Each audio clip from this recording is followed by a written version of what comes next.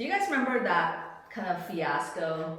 Like everyone in Korea, they want to try tujunku. Yeah, have you ever had it?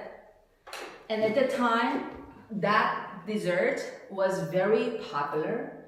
Therefore, lots of cafes or even bakeries. Even I heard even some kind of random like Korean cuisine restaurant, they sell tujunku during the business hour. And there's a huge success of this dessert.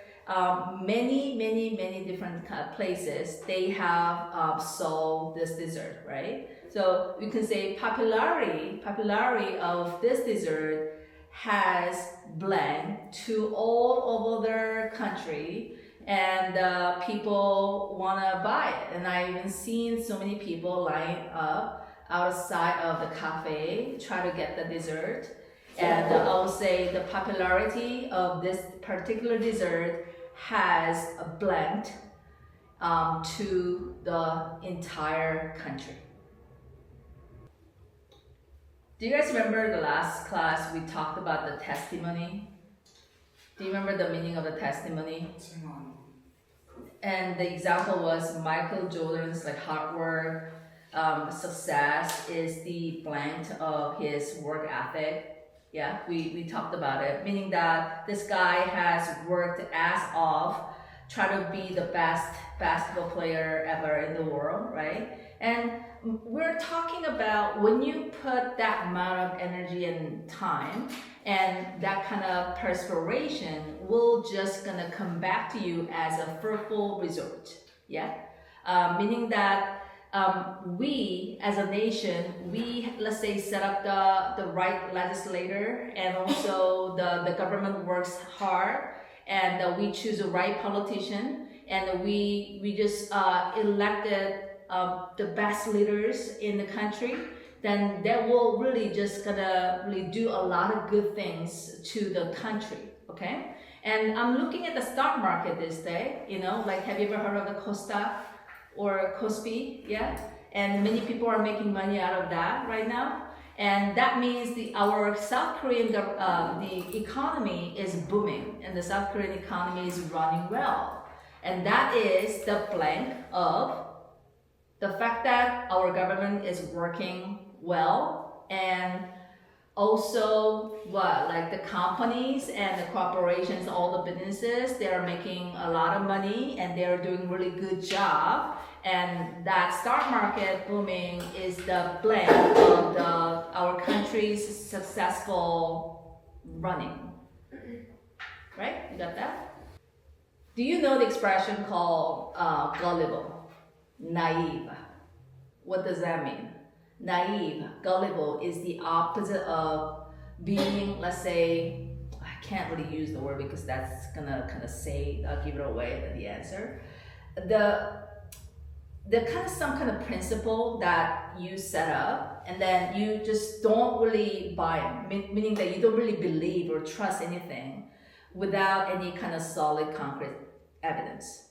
You just take your time and try to take a look at if that is really working or not for a long time, and then you finally actually reach to your own verdict that, oh, this is okay, and I really just think that this is going to be really effective or practical. Then you are believing some kind of blank.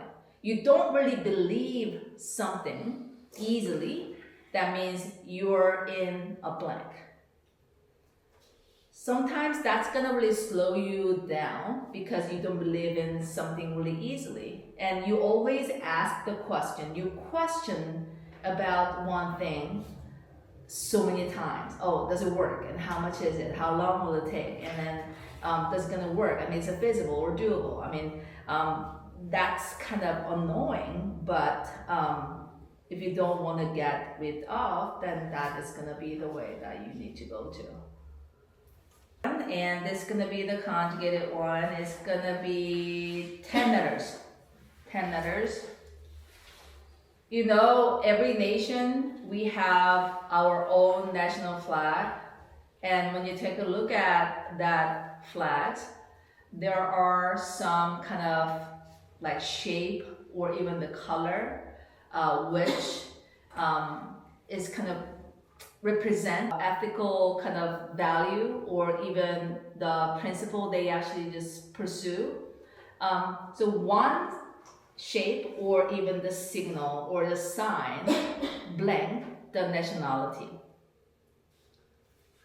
The other day, my friend and I were talking about this blank hunch, which only the parents can have.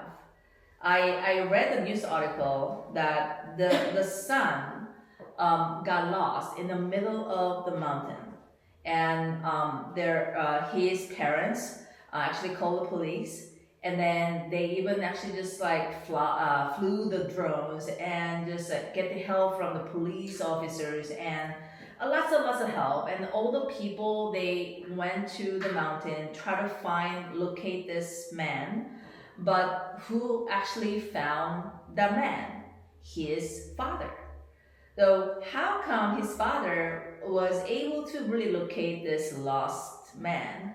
I think there's gotta be some kind of blank connection between the parents and their child that they're instinctively really kind of like attracted to or even drawn to that existence itself. Therefore, when the situation like this, the parents are the one who really just locate that lost child first. We can't really just like describe or even say why that really happened. We got that. Many people are suffering from migraine, which we call 편두통.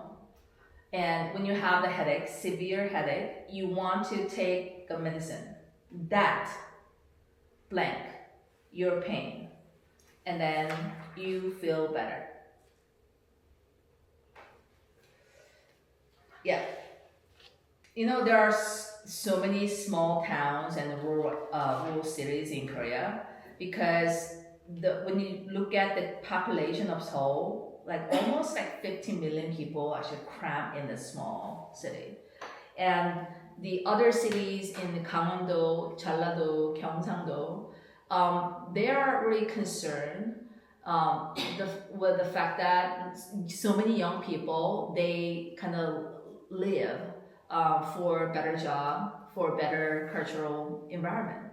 And this government, the small city government, they try to really just find the best way to really invite more people to their town, right? Let's say they have such a great idea, and then they even build some kind of like young people could really come and they really start their own startup businesses. And therefore, around the town, there are so many cafes and the restaurants and even libraries.